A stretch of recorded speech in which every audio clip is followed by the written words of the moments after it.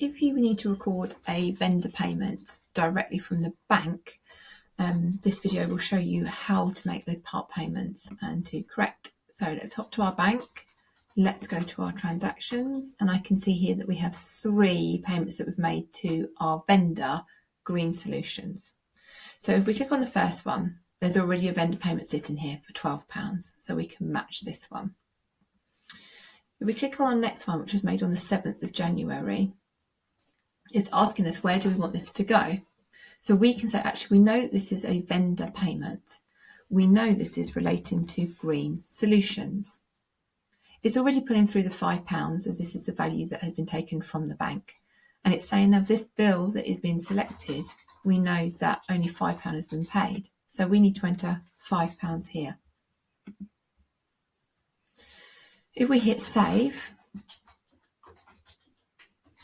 then it's telling us what the journal is as to where this payment has been allocated to. So we're saying that it's going to Green Solutions and it's against this bill, and we've paid £5.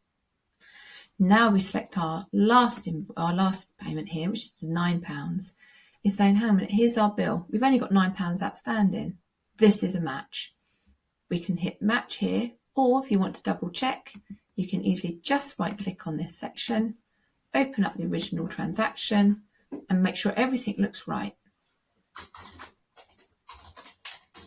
Yep, that's the £9. That's what was paid. You can see here as the payments made, the history as well as to what's been paid and when against this particular vendor.